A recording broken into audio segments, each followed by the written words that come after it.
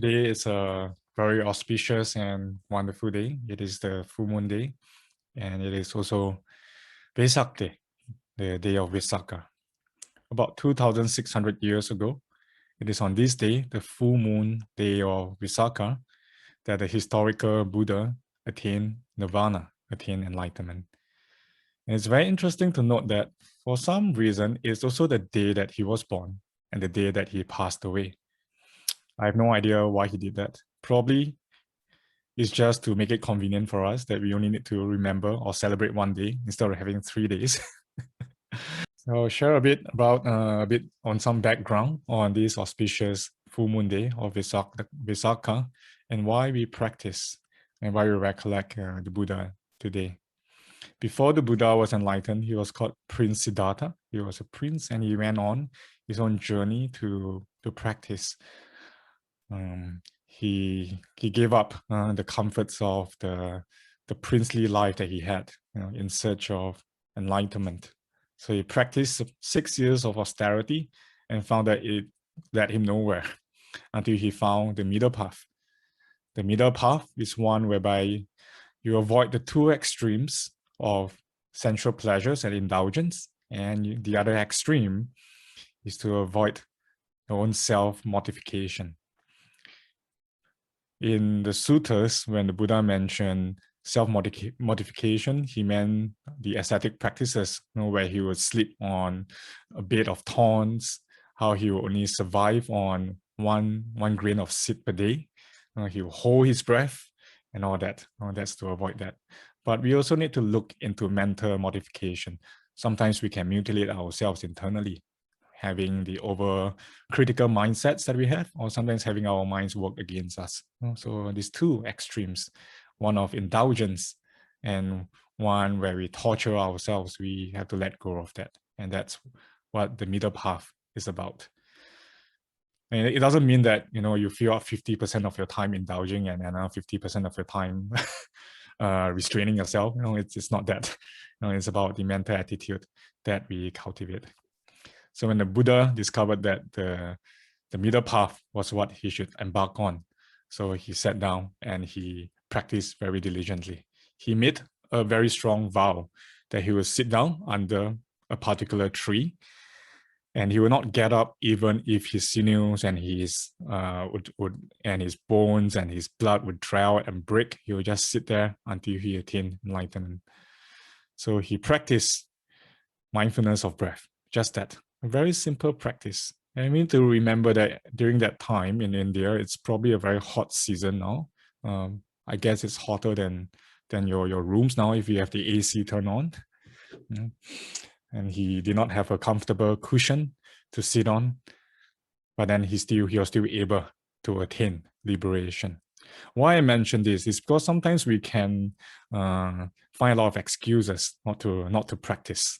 Oh, it's too hot, I don't have a comfortable seat, I'm too hungry, the energy here is not good, this and that, right?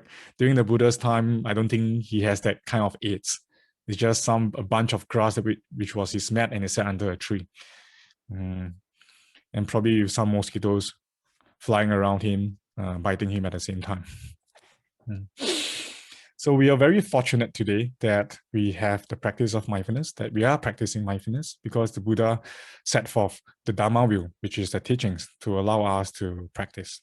So as he sat down on this night, about 2,600 years ago, he meditated deeply into the jhanas. I won't go so much into detail on the jhanas, but he cleared into the fourth jhana, where he had one-pointedness of mind. And on the first watch of the night, after he attained the fourth jhana, he directed his mind to look at all the past lives that he has lived through and the past lives of the people whom he knew. He saw everything since beginningless time, how beings come to be, live for a while, exist for a while, have certain relationships, have different duties and responsibilities, different goals and aspirations, and then eventually they pass away, living through the human life, the animal life, living as gods, as spirits, as everything. Just an endless cycle They just keep going on and on and on. And then on the second watch of the night, he directed his mind to look at the karma of every being, including himself, to see the past and the future karma, to see how karma works, to understand causality. And finally, on the third watch of the night, he understood how suffering came about. Why do people dwell in their sorrows? Why are people afflicted by their egos and their emotions? And he saw the path towards enlightenment. And eventually, he attained enlightenment. And that's where he began to teach. And that's why we have the mindfulness practice today. So when he attained enlightenment, he uttered these words. Let me share it. So these were the first words that the Buddha uttered when he attained nirvana under the Bodhi tree. So through many births, I wandered in samsara, cyclic existence, seeking but not finding the builder of the house. Sorrowful it is to be born again and again. So when the Buddha mentioned the builder of the house that he was seeking for, it was because during that time, in ancient India, there was this belief of Atman, of this everlasting soul that exists outside of everything. So every ascetic practitioner were trying to attain the union with Atman, to become the self, to become the big soul, or what in today's language you call the higher self. So that's why they could mutilate their bodies to try to release their souls from the body to live eternally. So the Buddha, that was what he was practicing. So, and when he recollected all his past lives, and he saw that it was an endless cycle, and he has been searching in vain for the house builder. He can't find it. So this is very interesting to note that the second thing he uttered was, "Oh, house builder, I've seen you." Right. So what does that mean when he said that the house builder, or in some translations we call it the architect? He was referring to the ego that has this craving for existence, this craving for non-existence, this craving for sensual desires. The ego, the elusive ego that is always trying to latch onto things. So he saw the ego very clearly, that it was fabricated. And he said, "You shall build no house again because I have seen you. And the rafters are broken, the ridge is shattered, and mind has attained the unconditioned state, and he has put an end to all craving that leads to suffering." So rafters here, it means the defilements, and the ridge poles. I typed something wrong here. So a ridge pole is one's ignorance. So it is the illusion of the ego that would use ignorance to latch to create a lot of defilements. So defilements come from one's ignorance without the true understanding of one's mind or how one comes into being. So that's what he saw, and he decided to let it all go. And then he broke free. So this is traditionally what it meant when we practice beyond mindfulness-based stress reduction to go into deep spiritual practice. And we want to aspire for enlightenment, for awakening. And what is it about awakening? If you ask me, I don't know. I only know if I gain full enlightenment. You see, how often do we base our expectations and our hopes on our egos? Sometimes we crave for certain things, not just sensual objects, but recognition, kind of status or fame. And does it necessarily mean that when we crave for them and work towards them, we will achieve them? And so what if you achieve them? How long do they last? Sometimes we can latch onto a certain desire, thinking that it will bring us happiness, it will bring us peace, And then why is it that after we attain that, it doesn't seem like the happiness lasts for a very long time? And just look around you now. Look at the clothes that you're wearing. Look around. You're all at home now, I believe. Just look around you. Things that you bought, things that someone gave to you. It gave you some kind of happiness or gratification at that point of time. But is it bringing you the same kind of joy now? Or you can reflect on where you're at, perhaps in your career or the status that you have. Perhaps you wanted someone to look up to you. There is an idea of yourself that you wanted to be this or that. Are you happy with your life right now? Or do you have something placed ahead of you? The next big thing to achieve that. Oh, after I get that, I will be peaceful. After I get that, I will be happy. I will be contented after that.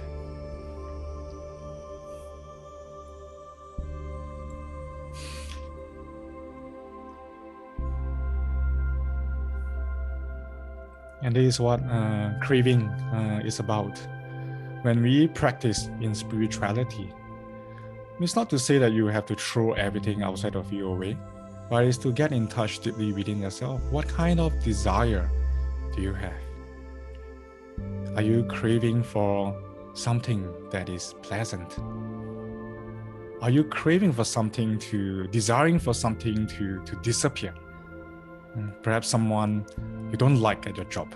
Are you just hoping or hopelessly hoping that a person would change or that person would resign? Are you hopelessly hoping that your boss would give you a good appraisal all of a sudden or smile at you?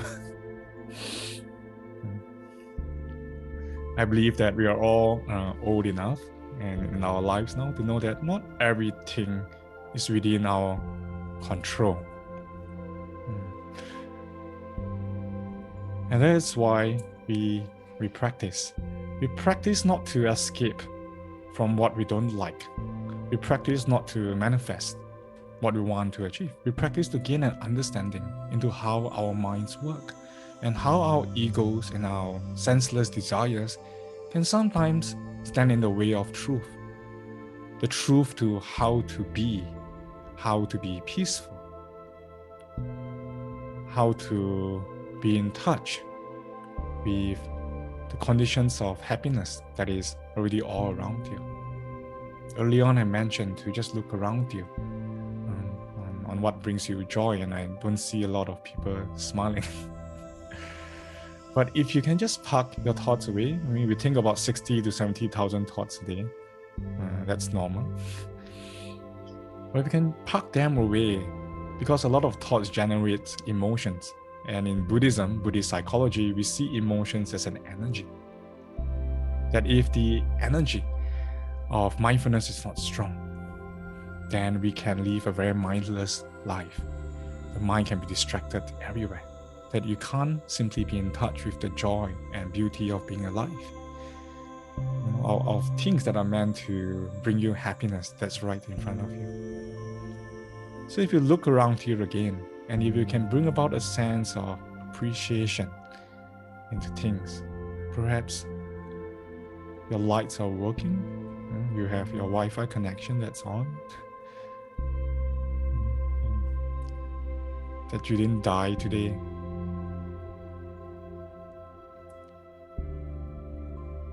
You have the comforts of a dwelling, even if there's some parts of your house that you don't like, but you're comfortable. This is where you sleep.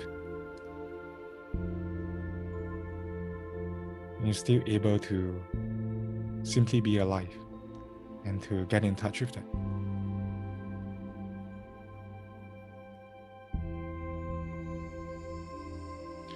When we can be contented, the desiring mind, the seed of desire, will begin to lose its grip.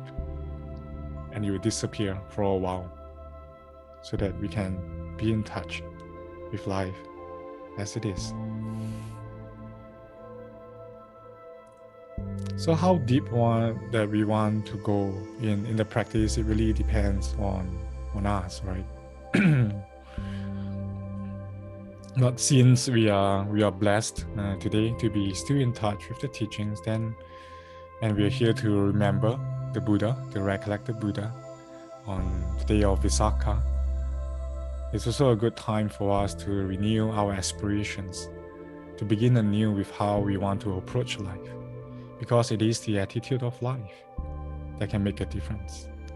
We can bring some gratitude and to stop chasing after objects in front of us and just get in touch.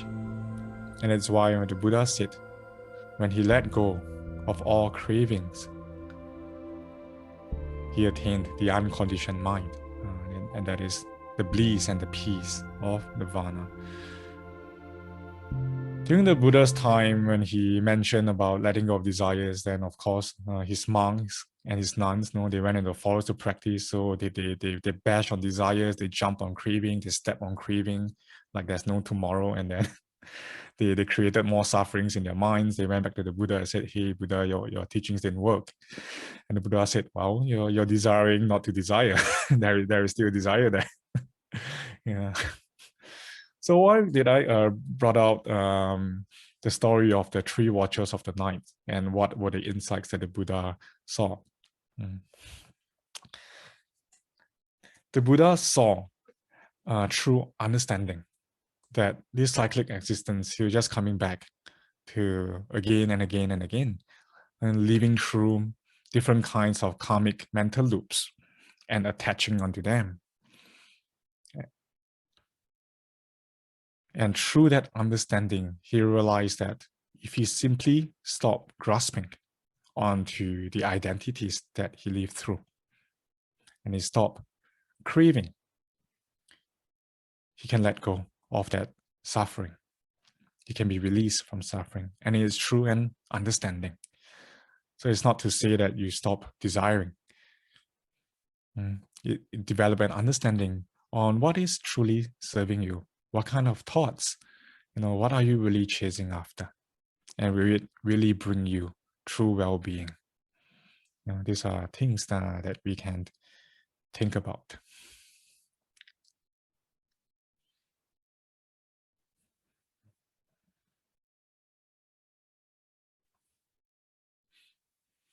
So today is a day of the recollection of the Buddha. And to get in touch with the Buddha, it means to, so the word Buddha, it means awakening, someone who is awakened. It means to get in touch with the Buddha nature within all of us. The Buddha is not someone with, it's not like it's not like a guru with a super inflated ego. He did not set up a religion. What he wanted to do was merely to share with people his wisdom and to help them to attain the same level of wisdom and awakening which he found. And that was why he set forth the Dharma to teach, to show everyone the path. So the Buddha is not like a god or someone who will wave a wand and then you get enlightenment. If you were to meet the Buddha today, he's just probably going to tell you, okay, you do this, you don't do that. He won't say, bow down to me and then you get liberated. It's not that. So it is to point directly into our own hearts that there is this awakening nature within us. Sometimes when we are able to be peaceful, to be mindful, and to really be connected with the moment, then we are in touch with our own awakening nature. You're a Buddha at a point of time. But then there are also times when we're not. So like what Zen Master Thich Nhat Hanh said, we are all part-time Buddhas aspiring to become full-time Buddhas. And that's the enlightenment that I know. You can read about other versions of enlightenment on books, but then it's still books. What we want is a real discernment and understanding through our practice. To get in touch with our own awakening nature is also to get in touch with the awakening nature of everyone. sometimes we may have certain judgment towards people. Maybe the way someone is behaving is something that you don't like. But I choose to believe that everyone is pure-hearted in nature, that everyone has that awakening nature. But sometimes we are clouded by the seed of ignorance, and then we cause suffering to others. And we're not so different from every other person. Times when you're overwhelmed by your own false sense of pride, overwhelmed by your own anger, perhaps. You're all very lucky to live in a place where there are strict laws. If you try to imagine, just rewind about 50 years ago, let's say you're caught in anger and you live in the Soviet Union, how do you think how things would have turned out? When there's kind of the freedom of violence around there.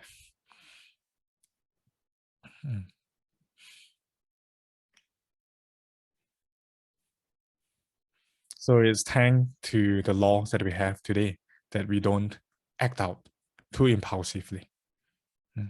So if you can just look at people who give you a hard time, perhaps, they're simply clouded by ignorance. And that's all. Just like how sometimes we can be clouded by our own ignorance. But if you can take a mindful breath and just remember that there's this seed of awakening within us, then we will be able to see very clearly what others are going through. And there must be a reason why they're acting out. There must be suffering in them. Because when you can bring about a sense of compassion, you can embrace the moment. You can embrace it with more clarity and with more loving kindness to get in touch. As long as the judgment mind is not there, then there is a deeper sense of understanding and deeper sense of peace. You see, if you bring about a sense of curiosity onto why people are behaving in certain ways, when you are truly curious, and then the seed of judgment, it's very hard for the seed of judgment to come out when you bring about a pure sense of curiosity to understand. And that's the power of compassion. Since that we are all here, and I believe that you all have your own practice, doesn't matter whether you practice daily or not, but you do have a practice to allow you to get in touch with yourself and also to embrace your suffering when suffering arises, to understand your suffering and to transcend those suffering and to transform. It's a beautiful path of healing, which the world needs right now. Because if you turn on the news now, there's just a lot of negativity. I'm guilty of that. I've been following the news relentlessly for the past week, partly because I'm a new father.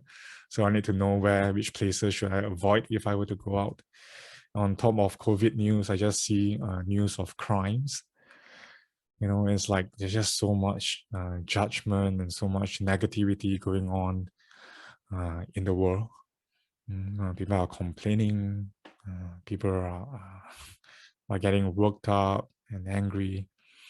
But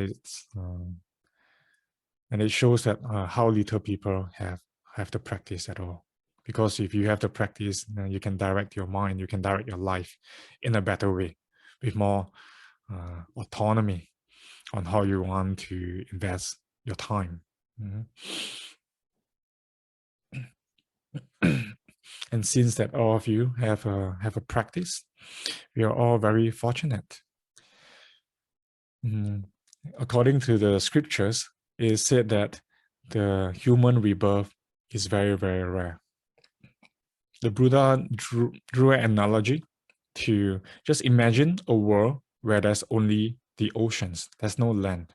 It's a vast ocean filling up the entire world. And then there's like a life buoy, like the circular float, the life buoy. And every, I think every 10,000 years, a turtle will just swim up, to poke its head out of the ocean. So the chance of the turtle poking its head out of the life void is akin to the chance of getting a human rebirth. That's how rare the human birth is. For all classes of sentient beings, there's the least amount of human beings.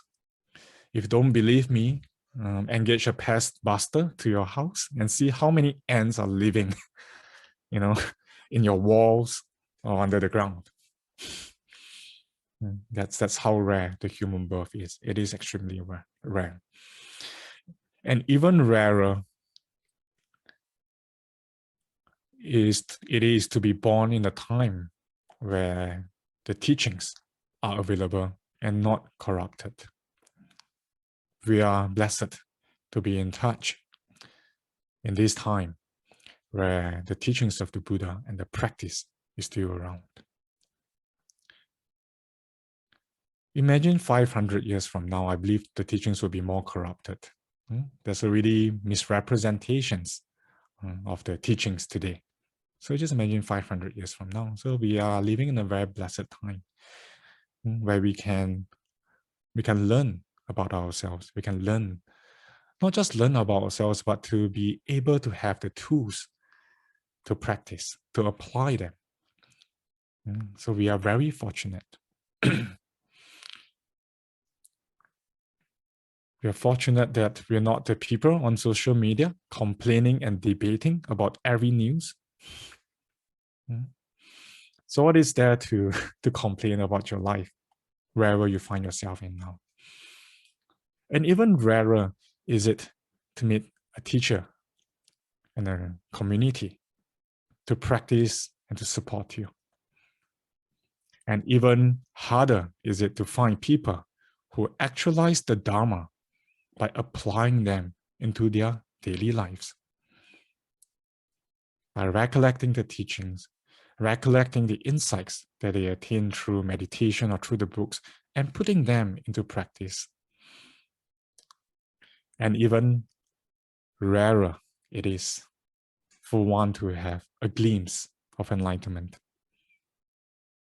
or to even attain enlightenment. So I know a lot of people, aspire for enlightenment, for awakening. But if you have already gotten in touch with some glimpses of enlightenment, or you remember that you have been part-time Buddhas even in this lifetime, it is something for you to really rejoice in and to be grateful towards. Not to be grateful towards your teacher, not just the teacher or your Sangha alone, but grateful towards yourself. That you have given yourself the opportunity to practice and to be in touch, compared to being born in a place whereby the teachings are not available for you. The Buddha was not seen as a philosopher because philosophers can only talk and intellectualize. The Buddha was also seen as a doctor. And thus, one of the ways to address the Buddha back in those times was Vaisajya Guru, which means the teacher, the guru of medicine. Some of you have been attending Mimi's class. Some of you have already sent you the recordings. And that's medicine Buddha. So there's one of the words that was being used to address the Buddha during his time, to be seen as a doctor. And we know that by going to a doctor, you will be given some kind of medication, or you'll be given some kind of guidance for your lifestyle changes, and that's what you can bring yourself to optimal health. So the teachings of the Buddha and the practice, it is the medicine for the mind. And it is something for us to remember. When we take that medicine, only then can we actualize the Dharma and to see a positive change and transformation. And when you transform, people around you tend to transform as well. I believe most of you have already had that practice. And for that, I am grateful for your practice, because this is what the world needs the most right now, during these really, really uncertain times. Today is a day for us to recollect all these teachings and how we have actualized the Dharma, and also to renew our aspirations, to get deeply in touch with ourselves, with the world, to embrace both the good and the bad, even broken parts of ourselves or the world which we may not like, so that we can try our best to see the Buddha as a role example, a role model of how he exemplified in his life the qualities of compassion, of wisdom, of diligence, of practice, of morality, and how we can bring forth this into our own society, into our communities, and also our family life. I see that you are not bored with my speech yet, so I believe that you are all, motivated within yourself, to practice. Some of you came up to me, thank you, DK, thank you for this, thank you for that. If you notice, every time you thank me, I would say thank you for your practice, right? I never said no problem, you're welcome. I never said that before, right? And I mean it from the bottom of my heart. What's the point of me doing what I'm doing? Or for some of you who are coaches yourself and teachers yourself, what's the point of you doing what you're doing if people are not carrying on, right? Are not continuing. So you have to rejoice in yourself as well, how you've inspired others to practice.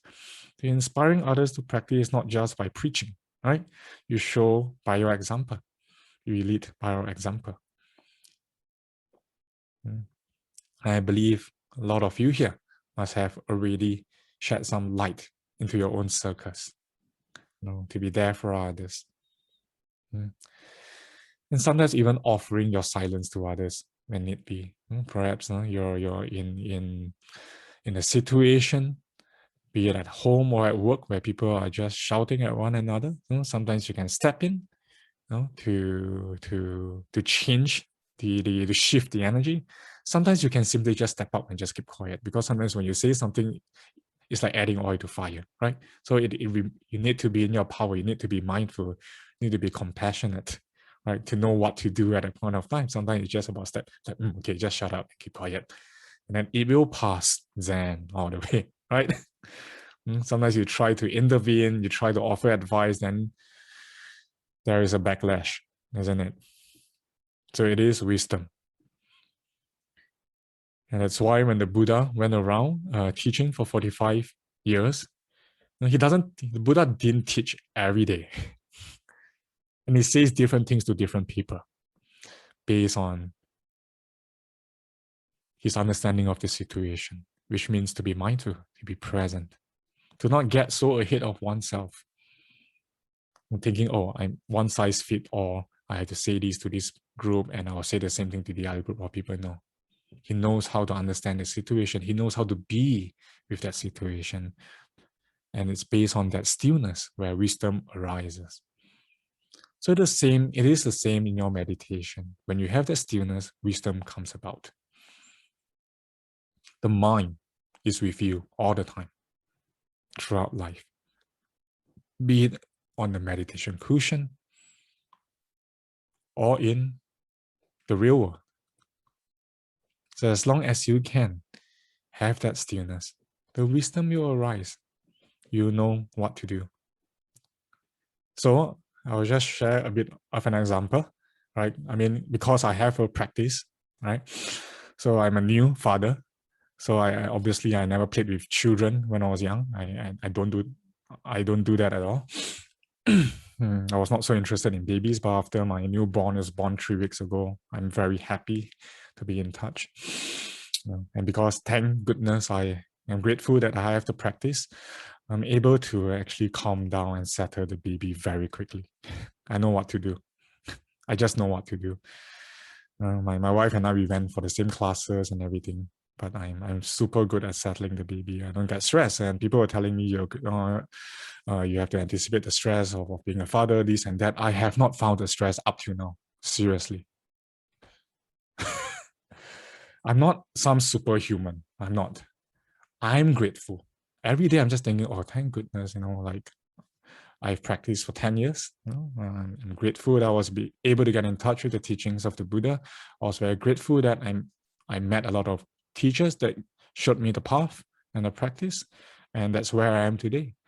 I can be present to the situation and know what my baby girl needs.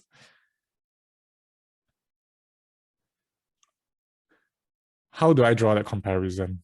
I can't compare like, oh, I'm a father, you're a mother, you're a dad, and every baby is different. So I compare it, to the person who takes care of the baby together, my wife, right? So she has her stresses, right? My wife is a great person, by the way. It's just that I have a solid practice for 10 years, right? So I could see how she reacts, and how she can't calm the baby down and everything. Right. So I remove 50% of it because probably she has the stress for the mother, but I still see, oh, there's still a lot of stress coming from her, and the baby will just keep yelling and yelling and yelling. So this was how I measured the progress. So I'm not trying to compare, oh, I'm better than my wife, she's a great person. What I'm trying to express here is that it shows that the practice does work. If one can simply get in touch with the moment, even if it's a situation where we have no idea how it's going to turn out. It's filled with uncertainty. There might be doubt, right? But with that stillness, with that clarity, and bring about a sense of compassion, knowing that you're one with that situation. That's where the wisdom comes about, to know what to do.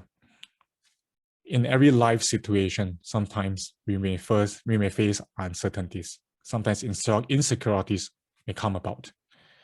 Insecurities come because we have hopes and expectations, and they generate fear. And when we can let go of those hopes and expectations, we can really become one with that situation, and then we will respond with skillful means.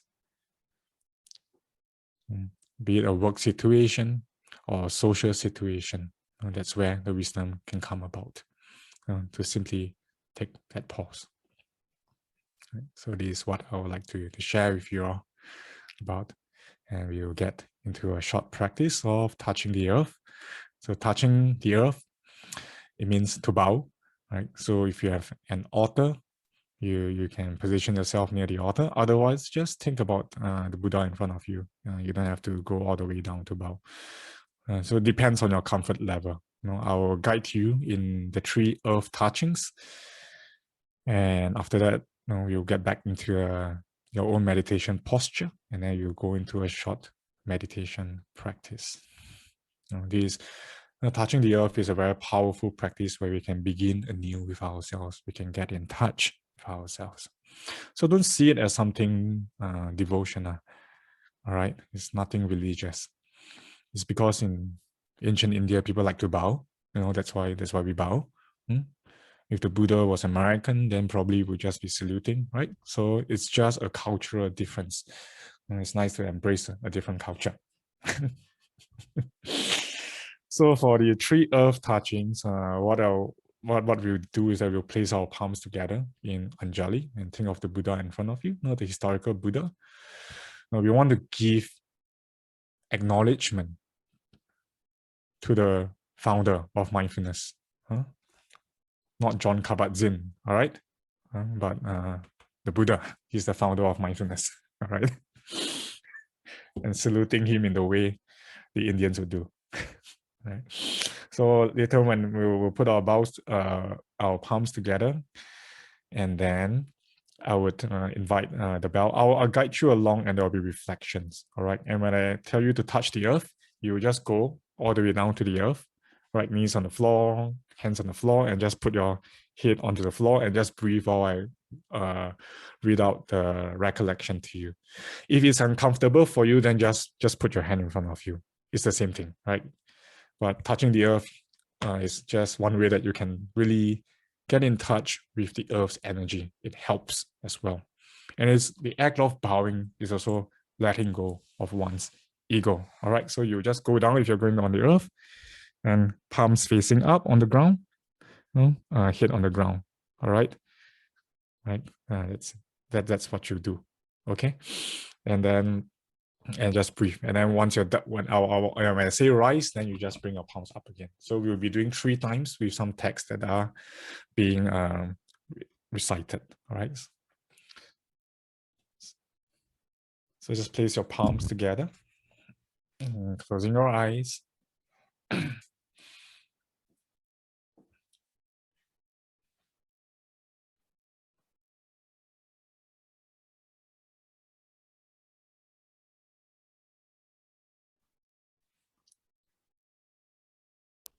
Reconnecting with your breath.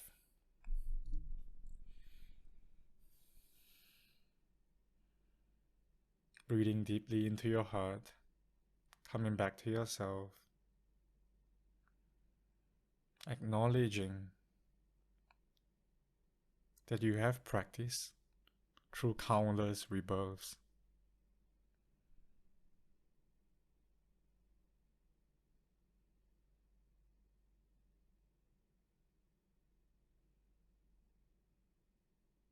Just listening to this prayer.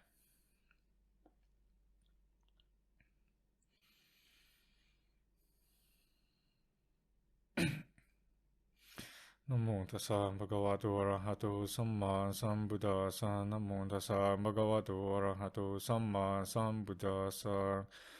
Namo tassa bhagavato arahato samma sambuddhassa. Iti piso vitsese buddha nami it imina buddha dang so it so dang buddha piti.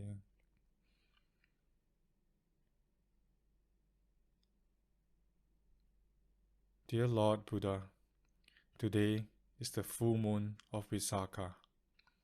It is the day when you were born, the day when you attained nirvana, and also the day of your parinibbana, the day which you passed away. We are very grateful and fortunate to have gathered today across different space and time to recollect on the teachings and how we have embodied the practice in our lifetime. The human birth is rare, and even rarer is it to encounter the teachings and to actualize the Dharma to make an impact in our lives and that of society. We are aware that we have been part-time Buddhas and make our aspirations to eventually become full-time Buddhas. For it is with clarity, mindfulness, and compassion where we can touch our deep wisdom to bring about well-being in ourselves, our loved ones, and society.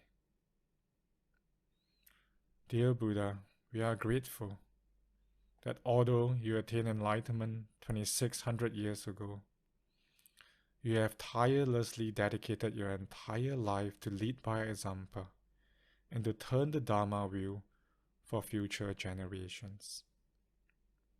We are aware that we are that future generations that you taught about. That we are not born decades ago, but we have been born as an idea in your heart 2600 years ago. You have attained enlightenment, you have practiced, and you have taught. And we know we are a part of you. We are a part of your enlightened and compassionate mind, which has motivated you to continue to teach.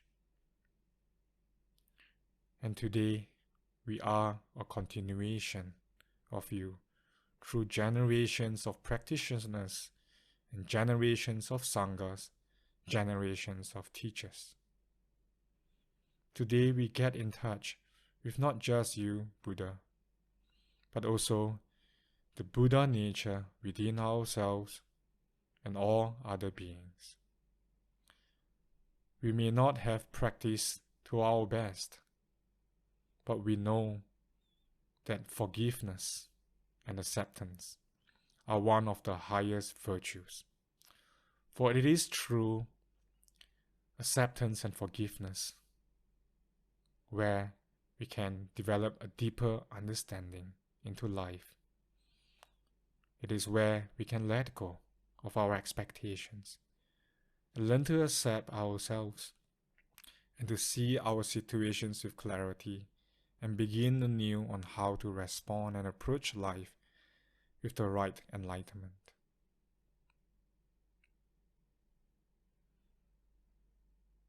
Breathing in, we acknowledge the Buddha within. Breathing out, we know there are Buddhas all around. Getting in touch with everyone's Buddha nature.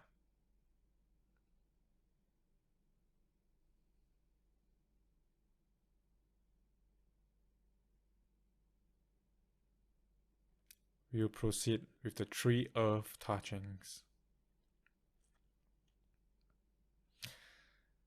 Touching the earth, I connect with ancestors and descendants of both my spiritual and my blood families. It's a noble community. Just place your head on the ground with your palms facing up and breathe into the earth until I tell you to rise again.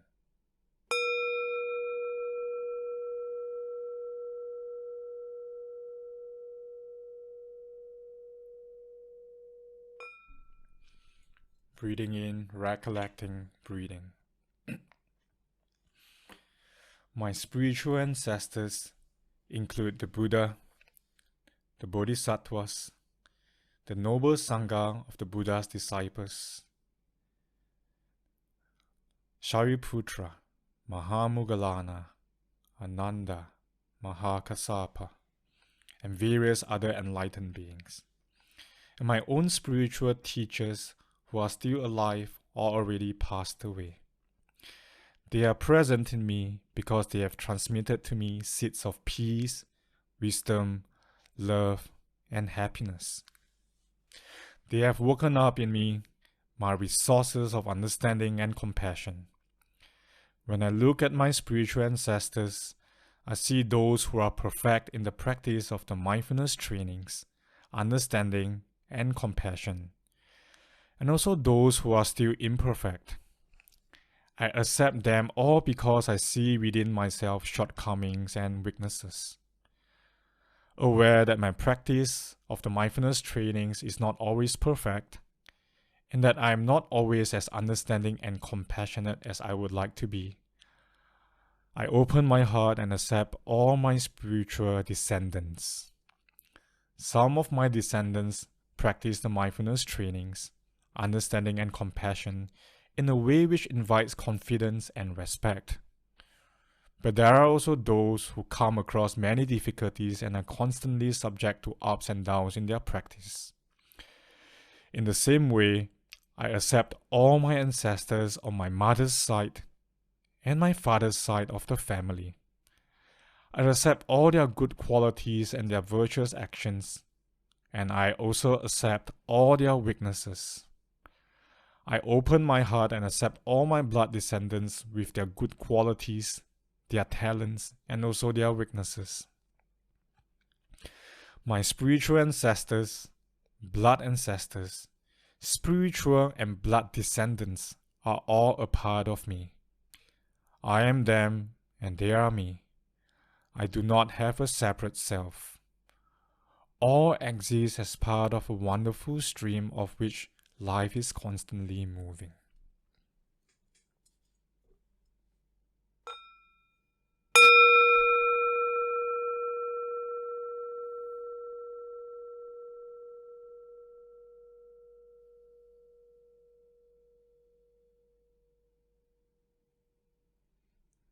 And rising up with your palms together.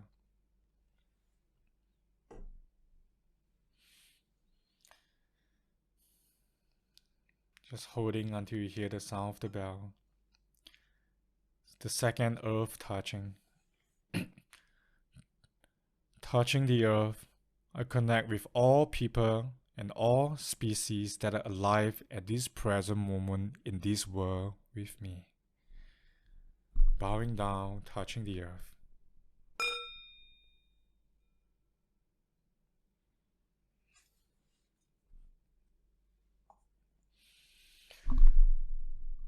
I am one with the wonderful pattern of life that radiates out in all directions. I see the close connection between myself and others, how we share happiness and suffering. I am one with those who were born disabled or who have become disabled because of war, accident, illness, or anger.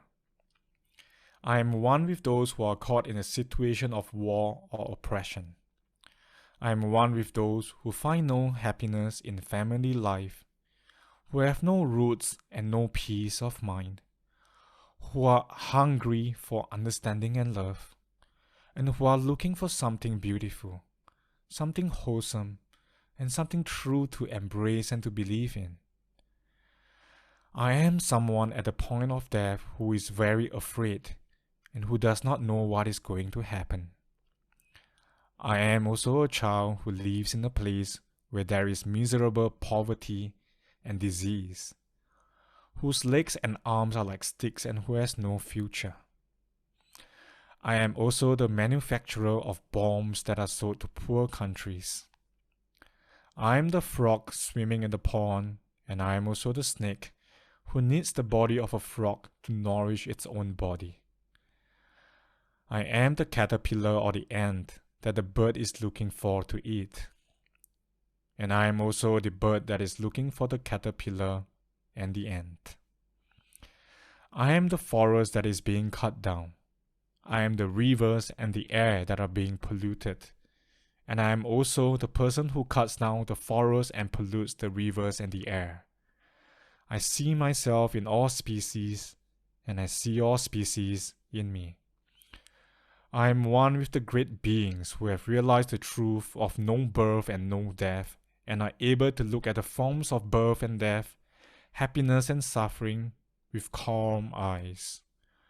I am one with those people who can be found a little bit everywhere, who have sufficient peace of mind, understanding and love, who are able to touch what is wonderful, nourishing, and healing, who also have the capacity to embrace the world with a heart of love and arms of caring action. I am someone who has enough peace, joy, and freedom and is able to offer fearlessness and joy to living beings around themselves. I see that I am not alone and cut off. The love and the happiness of great beings on this planet help me to not sink in despair. They help me to live my life in a meaningful way with true peace and happiness. I see them all in me, and I see myself in all of them.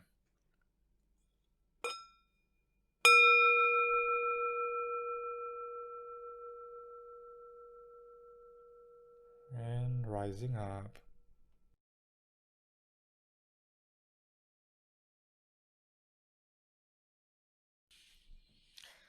Touching the earth for the final time, I let go of my idea that I am this body and the idea that my lifespan is limited. Touching the earth. Bowing down.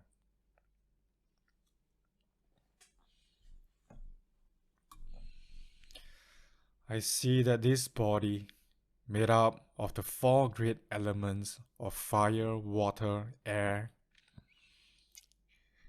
and earth. This body, made up of these four elements, is not really me, and I am not limited by this body.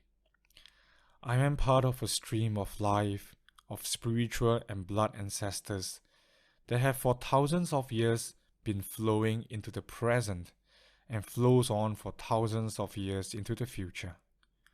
I am one with my ancestors. I am one with all people and all species, whether they are peaceful or fearless, or suffering and afraid. At this very moment, I am present everywhere on this planet. I am also present in the past and in the future. The disintegration of this body does not touch me, just as when the plum blossoms falls does not mean the end of the plum tree. I see myself as a wave on the ocean. I see myself as a wave on the surface of the ocean. My nature is the ocean water. I see myself in all the other waves and see all the other waves in me. The appearance and disappearance of the form of the wave does not affect the ocean. My Dharma body and spiritual life are not subject to birth and death. I see the presence of myself before my body manifested and also after my body has disintegrated. Even in this very moment, I see how I exist everywhere than in this body. 70 or 80 years is not my lifespan. My lifespan is like the lifespan of a leaf, a cloud, or of the Buddha. It is limitless. I have gone beyond the idea that I am a body that is separated in space and time from all other forms of life.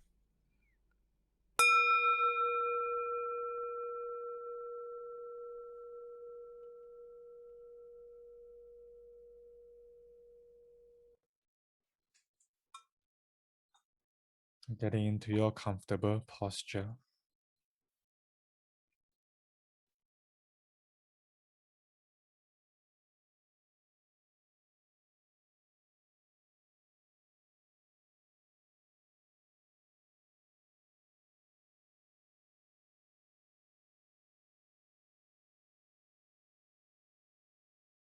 Breathing in, getting in touch with your heart.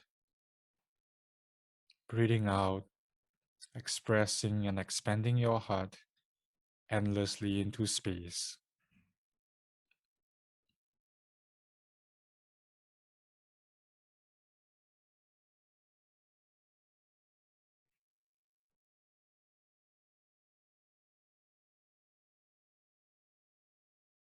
May we begin anew with ourselves and the Buddha within, to aspire to be deeply in touch with our own Buddha nature, and to live life with mindfulness, loving kindness, and compassion, to dedicate our lives into the practice of the Dharma, and know that to lead a spiritual life does not require us to take on new identities or new forms. That we can simply be in touch with our Buddha nature, and 1,000 forms will manifest from that nature. Gathered today together in different parts of the world, in different time zones, working different jobs, playing different roles. We have resetted ourselves into our own Buddha nature to become familiar with our own awakening nature, to breathe as one with the Buddha, and to know that we will carry this breath into all other roles and situations that we encounter. That leading a spiritual life is about how we actualize and embody the Dharma.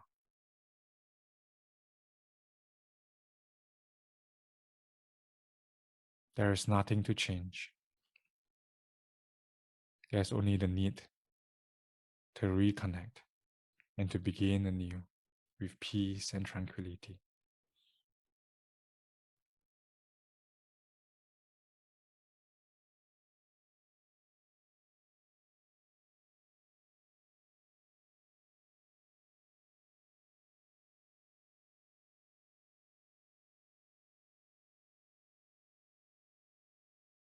Breathing in, you get in touch with your Buddha nature.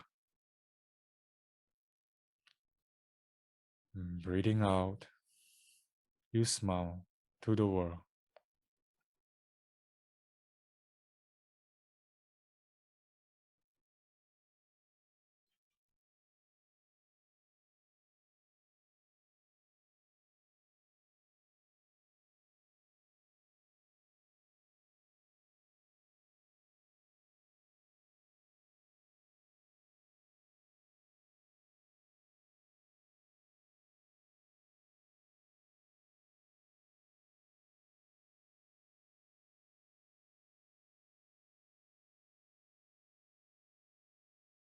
Recollecting all the moments of Zen, of wisdom, of compassion in your life.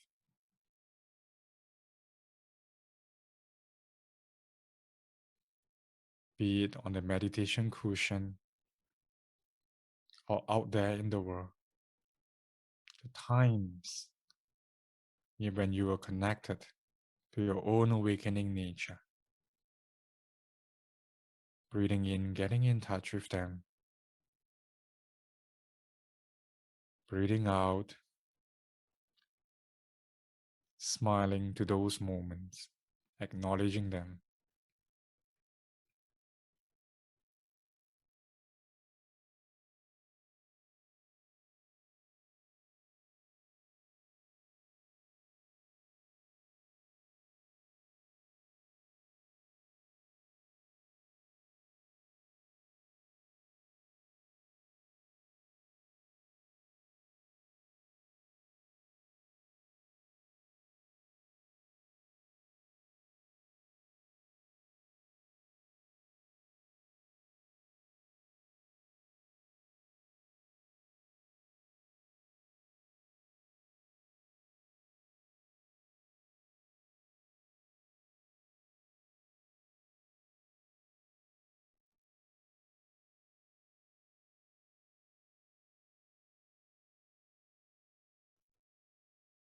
From your heart, express it outward into the past, recollecting the times when you were there for others, when you have been kind and compassionate. Be it the times when you have rendered assistance and help to others, or the times you have shared and inspired others in the practice, or the times when you have simply offered your presence or your absence to help a situation, or offered advice. Think about all those people whom you have served and helped in your entire life.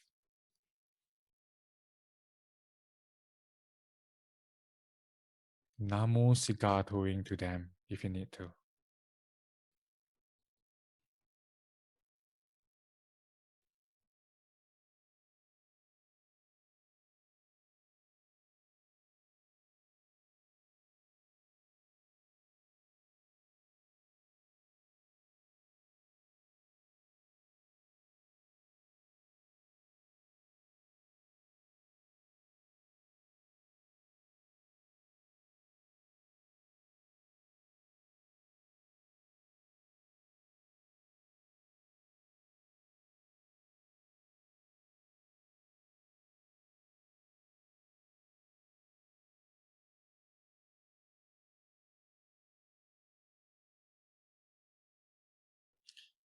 Recollecting all the wonderful moments that you have shared with others or with nature.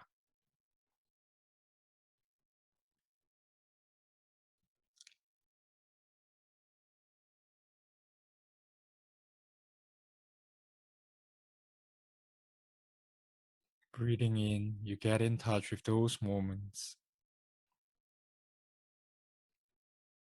Breathing out, you send your appreciation and your gratitude, your smile, your lotus to them, your light.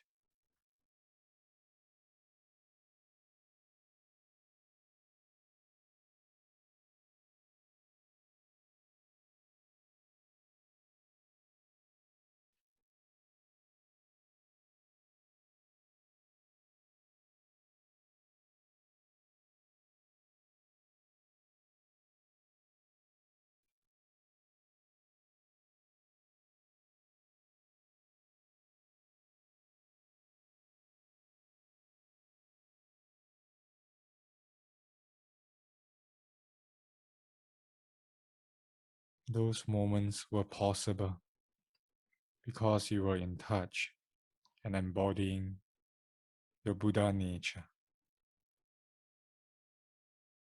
You have continued that light into the lives of others, of all these people whom you shared those wonderful and beautiful moments.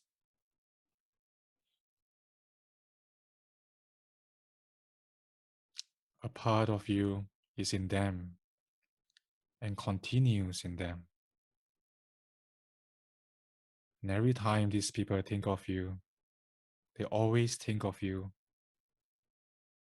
in the form of something light in terms of hope, healing, and support.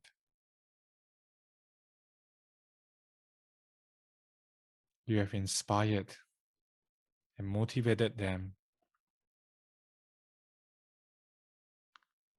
and they continue in their own way, carrying your manifestation in them into the way they manifest their lives, in their projects and their being. And every time they think of you, they smile at you.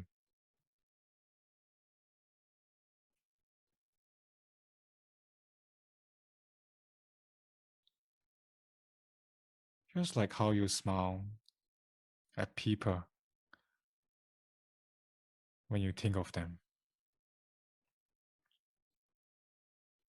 So breathing in, you allow your Buddha nature to receive the light and the smiles of everyone whom you serve and help, flowing in all directions back into your heart. And breathing out, you radiate that light back into the world.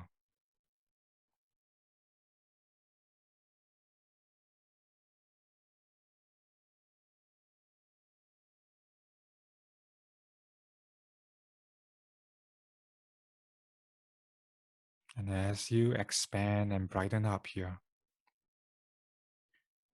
the image of you, the manifestation of you in others, brighten up as well. And when you brighten up there, it reflects even more right here. Namo Sigato, illuminating and expanding.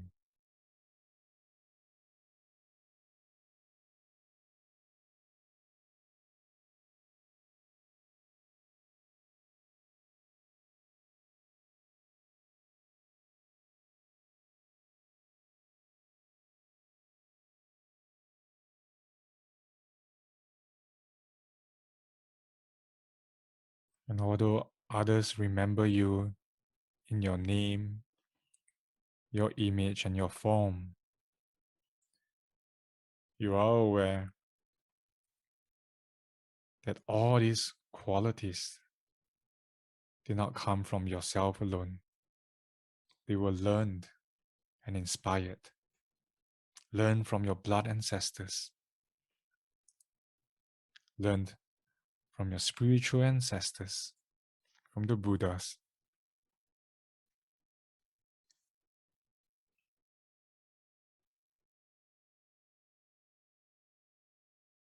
They have been reborn in you, and there is no separation. Past, present, future, self, and other.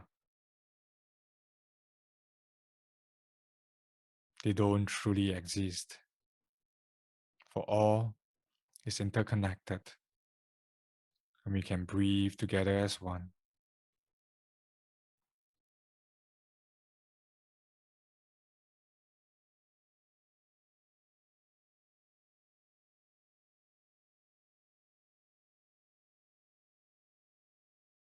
Radiating light, acknowledgement, and kindness in all directions. May all beings awaken to their true nature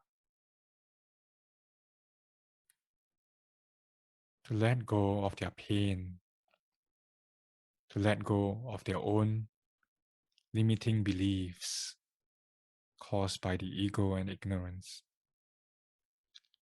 May all beings awaken to this beauty.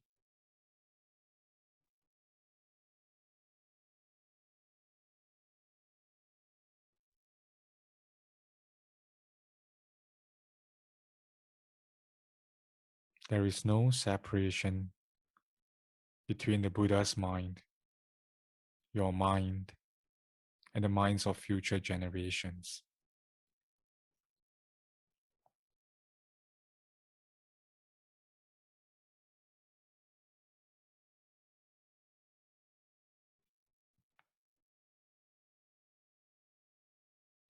There is no need to breathe at all. There is no need to breathe for other beings.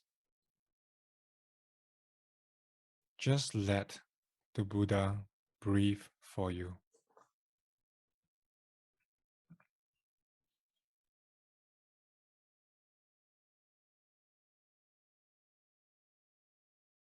Breathing in, I let the Buddha breathe for me. Breathing out, I experience peace.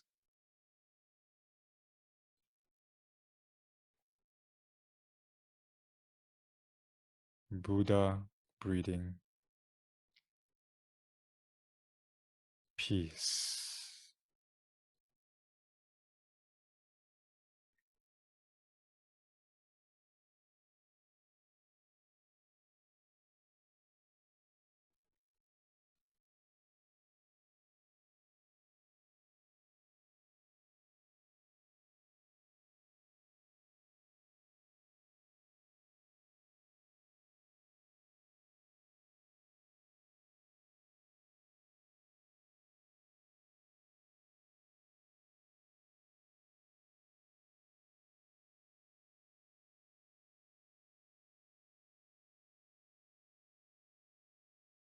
Breathing in, peace and joy is the Buddha. Breathing out, I immerse myself in the peace and joy.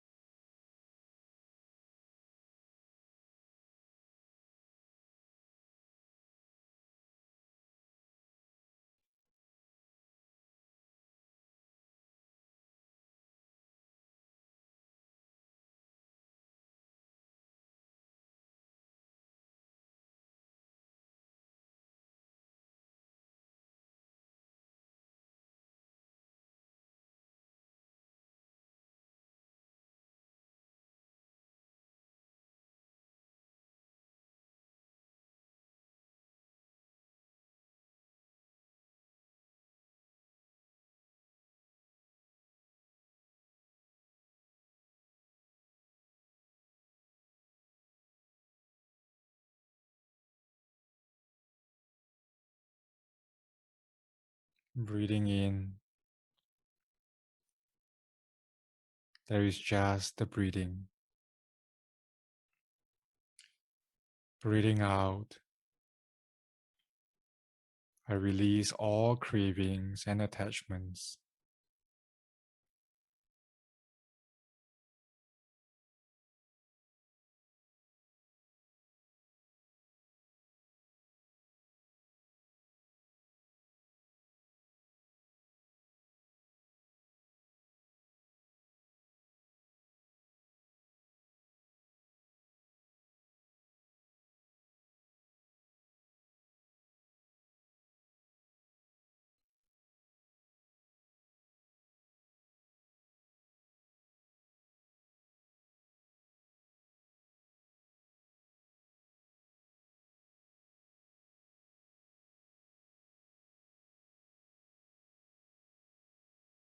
All cells breathing as one, connected with the atoms in your surroundings, which are connected to the entire universe.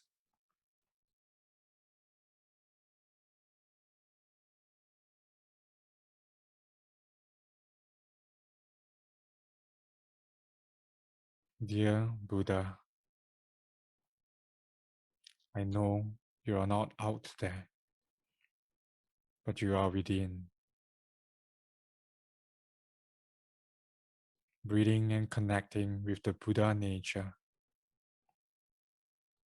is also connecting with the Dhammakaya that exists in all atoms. There is no separation. And from this moment on, allow the Buddha to take over the practice, to continue flowing, to renew my aspiration, to renew my practice. I shall let go of my own false sense of pride and ego. Dear Buddha, please breathe for me. And I shall sit back and release myself into the earth. Just Buddha, just breathing. And dropping every notion.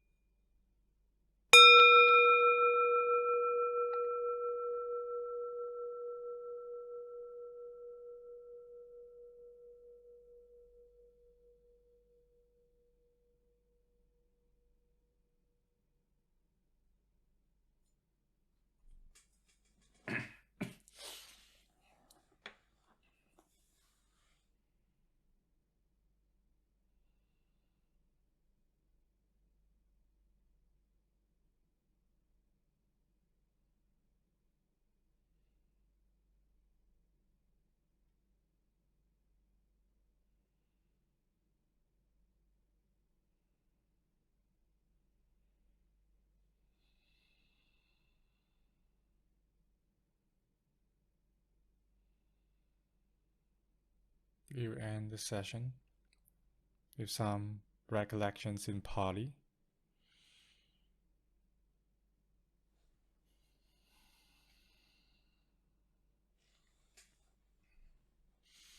Let there be no separation between the speaker and the listener, for it is just sound that is vibrating in this present moment. That is vibrating out of your speakers, your earbuds and your earphones. That vibrates into your walls. It is all happening in this place and time called the here and now. These chants that are going to be chanted has been chanted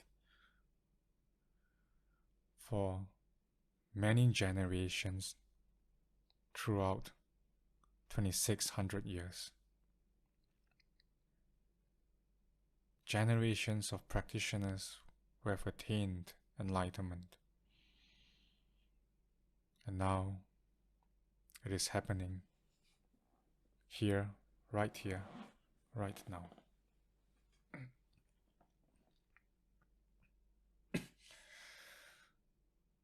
Namo tassa bhagavato arahato samma sambuddhassa. Namo tassa bhagavato arahato samma sambuddhassa. Namo tassa bhagavato arahato samma sambuddhassa.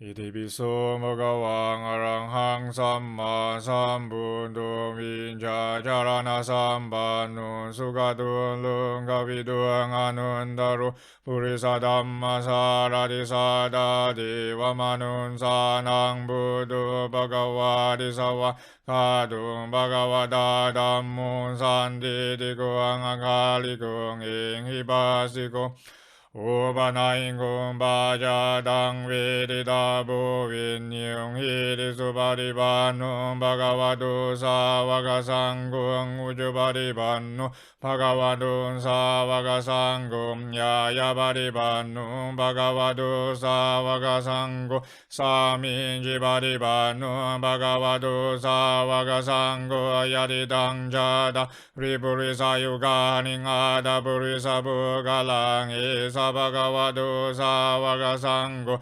angunayo bangunayo daginayo anjali karaniyo anundarang punyagidang lugasanding Manghagarunigo nandung idaya sababani nang buridawa barami sababadu sambudi mundamang idina sajawaji nang huduti jaya manggalang Shayandu buddhiya muli sagayanang nandiwadanung iwang dawang vijayung ujaya sujaya manggali Aparajita balang kisi se badawi bukaring abisi kisa babudana agabadu avamudari sunagadang sumanggalang subabadang sungudidang Sugano sumungudu jasuitang brahmacari subadaginang gayagang mang wajagang mang badaginang Manogang mang bani de badagini badagini ni gadawana labanda ding Badagini song adaladu sukido virunu buddha sasaning arugo sukido ngo isa sabing iyadi bisang adalada sukida viruna buddha sasaning aruga sukida ngo isa sabing iya Tipiting adalada sukita viruna buddha sasaning aruga sukitang huda sanghasa bing yadibing.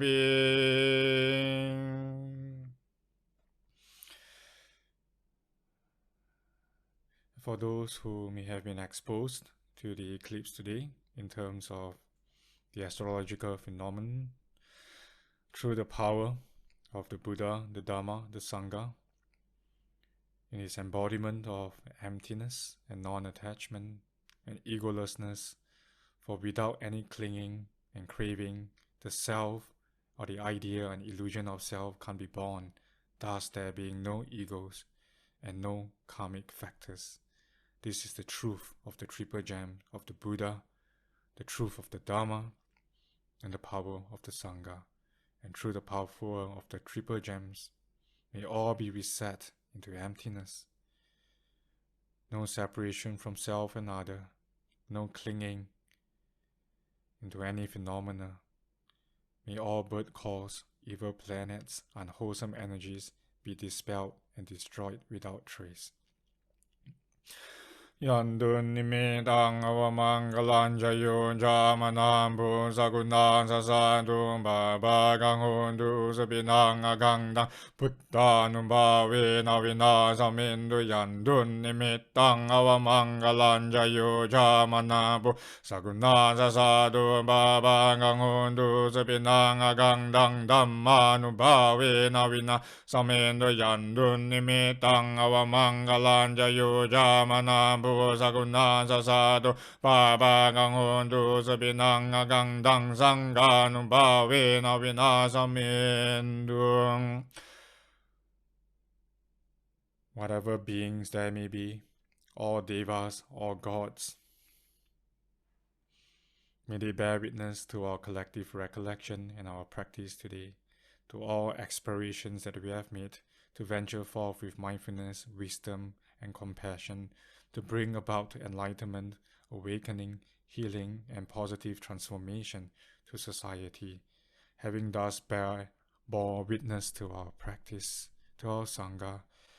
May they, through the powers of the Buddha, the Dharma, and Sangha, bless us with prosperity, good health, success, and may all worldly obstacles be destroyed without trace as we arise and be in touch with our Buddha nature, to go past, to expel all ignorance, to transcend all mental obscurations. May all be blessed so that we will be granted with the wholesome conditions to make it more convenient for us to practice in our spiritual journeys. Thus, practicing and venturing forth on this step, we are also aware that as long as we are in contact with our Buddha nature, no obstacles are too scary. For we are all in touch, we can be grounded. Just like how the Buddha, who have 2600 years ago sat under the Bodhi tree, exposed to the heat, to insects, to mosquitoes, he was able to attain nirvana, thus being in touch with our own awakening nature. May all obstacles and obscurations disappear from our minds, and may they be expressed in their own way into the physical plane. Namo Sigato. And may all devas bear witness, bless you and your family with well-being. Bhavadu sabha mangalang ragang du sabha devada sabha buddha numbhave nasada sudi bhavantu de bhavadu sabha mangalang ragang du sabha devada sabha dhamma numbhave nasada sudi bhavantu de bhavadu sabha mangalang ragang du sabha devada sabha sangha bhave nasada sudi Bhavantu de.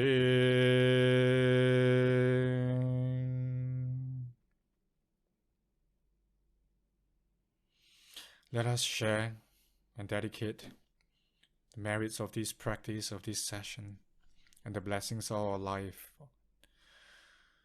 to all beings, those near and far away, those seen and unseen, those whom we remember and those whom we forgot. Starting from our loved ones. May they rejoice and share in our merits and blessings. And may all their mental obscurations disappear. May they be blessed with the threefold bliss of nirvana, of happiness, of peace in their minds. May they be safeguarded and protected. And through the power of our sharing of merits, may the blessings rain down on them and manifest in their own way. We trust in this practice, in this continuation, that even our ancestors, our descendants, all our karmic creditors, may they too rejoice in our practice and be in touch and recognize the Buddha nature in all the Dhammakayas. Rejoicing thus, they will let go of their ill will, their anger, and their resistance, and touch peace. Namo Sigato, Namo Sigato, Namo Sigato. Sabbe sada virahuntu, sabbe sada abhayabaja huntu, sabbe sada nikahuntu, sabbe sada suki atanang pariharantu katang punyang palang maihang, sabbe baki pawantu te. Sabbe sada bhavantu sukhita. May all beings be happy and well in their hearts. Namo Sigato.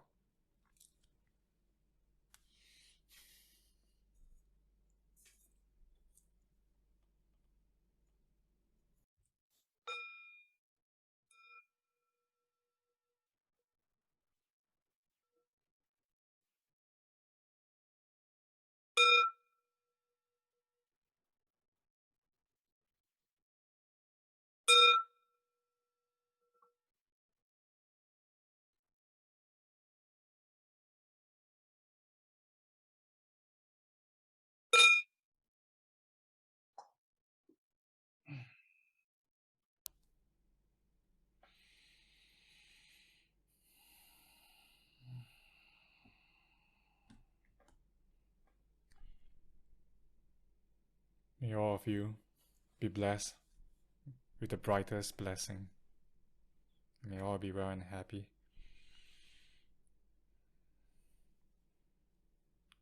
We also dedicate tonight's practice to one of our friends, Ida, who is, I think, in some kind of surgery.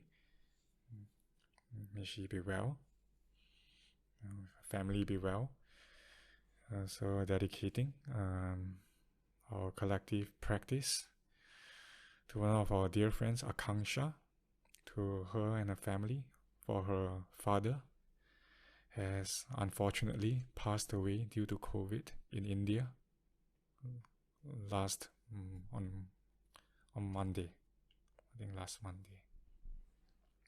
So may he, wherever he is, may he be awakened or set forth on the path of light towards enlightenment.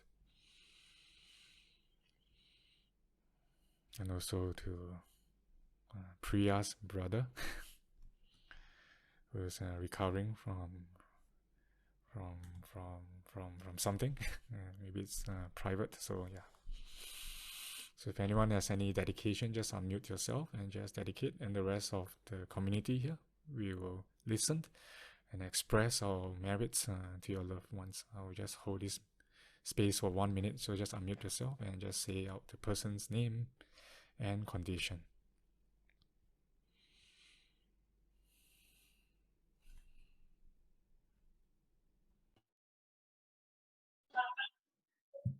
I have a friend in Myanmar who told me that the situation is quite bad in the country, so maybe dedicate it to the country then. In our heart, we just 3 bows to the triple gem. Arahang Samma Sambuddho Bhagava Buddhang Bhagavantang Abhivatemi. And bow down to the Buddha and the awakening nature of everyone. Swakhatum Bhagavata Dhammo Dhammang Namasami. Bowing down to the practice and the teachings that is present in my life, exemplified by my life. Subhadibano Bhagavato Sāvaka Sangho Sanghang Namami. Bowing down to all the noble communities in the world that are practicing for the transformation and healing of the world.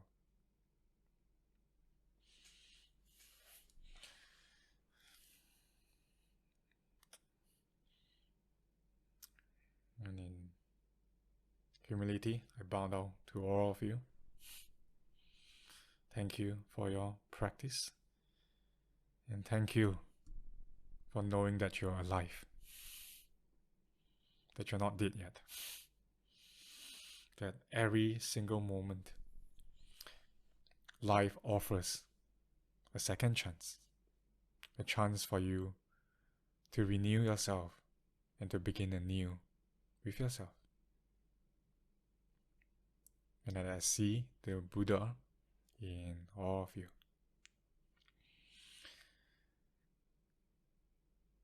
I hope you enjoyed this session of Vesak.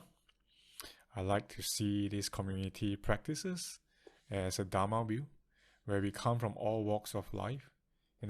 Every week, we come here to spin the Dharma wheel together, and we get spun in it together. It doesn't matter who the teacher is, right? We all just spun together, right? And I like to visualize it as though we're spinning and just like a washing machine tumbling, and just wash, and then the light just produce a lot of freshness and energies for us, and then to spin us out back into the world, into our responsibilities. So these sessions is not just a place for us to recharge, but it's also for us to renew our aspirations, to get deeper in touch with ourselves, and to go out there to play our own part in contributing towards the enlightenment of society. You don't have to go around with your malas and spinning your prayer wheels or having face paint on your face. Right? Not everyone has to become a spiritual teacher or talk in fanciful ideas. Right? You're in your own way. Spiritual life is something that is not separate from the worldly life. Let's say you're in a toxic environment. Who else to be there in that toxic environment if not for you? The Buddha walked into dangerous places. He walked into war zones. He walked into places of suffering. We don't have to be like the Buddha, but we can remember that it is possible to walk by being in touch. So we can let go of our likes and our dislikes, of our preferences, because sometimes life just falls in front of you. And you have to continue, you have to go on. But you can go on with understanding, with clarity, with light. Some of you search for the light endlessly without realizing that it is your eyes that produces light, without realizing that you're already the light in itself. The brightest point of a torchlight is its source, the bulb. And you are all the bulb. So wherever you go, there is always light. You don't need to try to shine. You just need to remember. And that's about all. And then to just radiate your light in your own way, in your own the different situations and the different social settings where you find yourself in. And we come back again every week and to practice and then to share, and just to be churn it back out. And that's just that. That's the functionality of the Sangha. But most important of all, the Buddha has to continue to breathe and to walk. And that is you. So I hope that you all can remember this. It's all within you. It is you. To get in touch with this depth of your life. No one's life is greater than the other. Right? You don't think that DK is running these sessions. He's better, he's more enlightened. That's stupid. Right? That's a stupid thing to think about.